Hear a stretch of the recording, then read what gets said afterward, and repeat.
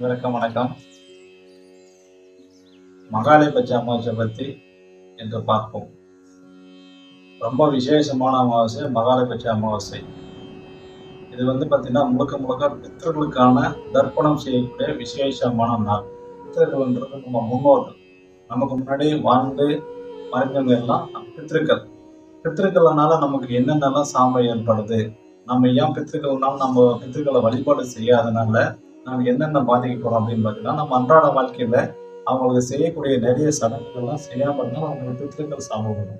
அதனால நம்ம என்னென்னலாம் நம்ம வாழ்க்கையில நம்ம பாதிக்கப்பட்டிருக்கோம், நம்மளும் சரி, நம்ம குடும்பத்தை சார்ந்தவங்களும் சரி, நம்ம சுற்றி விட்டவங்க எல்லாரும் இப்படிலாம் பாதிக்கப்பட்டிருக்கான்ற பத்தி நம்ம இப்போ தொழில் வளர்ச்சி இல்லாமல் இருக்கலாம், அவங்களுக்கு குடும்ப வளர்ச்சி இல்லாமல் இருக்கலாம், வீடு கட்டி அதில் நிற்கலாம், அவங்களுடைய குடும்பத்தில் பிறந்த பிள்ளைகள் குணமாகவோ, பேச்சு முடியாமலோ, கை காலோ ஏதாவது ஒரு பாதிப்பட்டு இருக்கலாம், தொழில் வளர்ச்சி இல்லாமல் இருக்கலாம், கல்வி வளர்ச்சி இல்லாமல் இருக்கலாம்.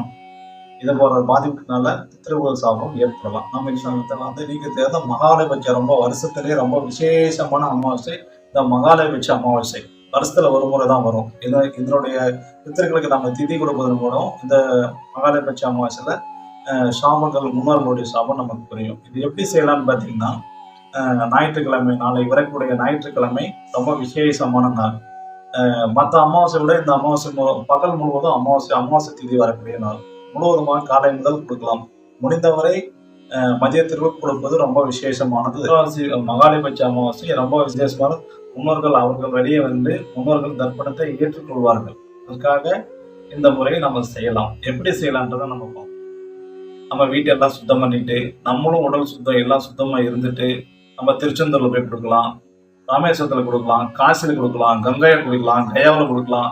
இங்கெல்லாம் நம்மளால கொடுக்க முடியலாம் கூட ஒரு கடல் ஓரம், ஒரு ஆற்றங்கரை, ஒரு நதி ஓரம், ஒரு ஆறு ஓரம், இந்த மாதிரி ஓடங்கள்லாம் ஓடுற நதியில கூட நமக்கு முன்னோர்களுக்கு திதி கொடுக்கலாம். இது எப்படி கொடுக்கலாம் அப்படின்றத பார்த்துக்கலாம். எள்ளு முதல்ல பார்த்தீங்கன்னா அரிசி மாவு ஒரு 1/2 கிலோ வாங்கிக்கணுங்க. எள்ளு ஒரு 200 கிராம் வாங்கிக்காங்க. தண்ணி ஒரு பாட்டில் வச்சுக்காங்க.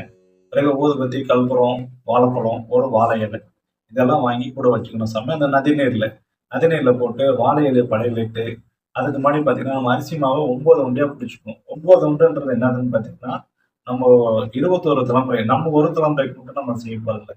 நம்ம தலைமுறை, நம்ம அப்பா அம்மா தலைமுறை, நம்ம தாத்தா பாட்டன் 21 தலைமுறைக்கும் இந்த எள்ளு தர்ப்பணத்தை நம்ம கொடுக்க போறோம். அதற்காக 9 முறை 9 உண்டியா பிடிச்சி ஃபர்ஸ்ட் அரிசி மாவை வச்சுக்கணும்.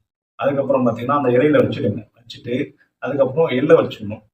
எள்ளும் தண்ணியும் வச்சுட்டு பார்த்தீங்கன்னா இந்த முறையில் கையை அந்த ஸ்டெப்பில் வச்சுட்டு தண்ணி எல்லாரும் விட்டு தண்ணி அப்படி விட்டு எள்ளும் தண்ணி சேர்த்து எள்ளை கையில் வச்சுட்டு எள்ளும் தண்ணி சேர்த்து இப்படி ஒருத்தருக்கா ஒன்றும் பிண்டம் பிண்டம் அப்பா பிண்டம் தாத்தா பிண்டம் நமது முன்னோர்கள் 3021 தலைமுறைக்கான பிண்டம், 3021 தலைமுறைக்கான பிண்டம், 3021 தலைமுறைக்கான பிண்டம், 3021 தலைமுறைக்கு இந்த முறையில் அவருக்கு தர்ப்பணம் கொடுக்க வேண்டும். ஆத்மார்த்தமாக செய்ய வேண்டும்.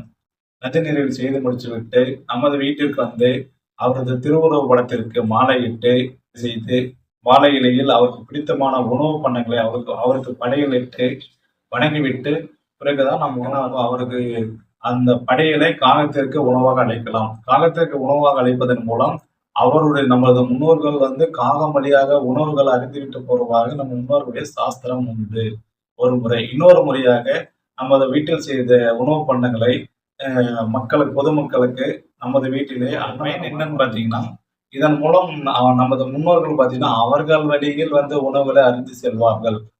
இதுக்கு நமக்கு ரொம்ப பலன் உண்டு. அதற்காக உணவுகள் காகத்திற்கு உணவு வழங்கலாம், பொதுமக்கள் கூட்ட உணவு வழங்கலாம். இதன் மூலம் நம்மளோட பித்திருக்கள் சாபம் இல்லாமல் நமக்கு கொஞ்சம் கொஞ்சமா குறைஞ்சிட்டு வரலாம்.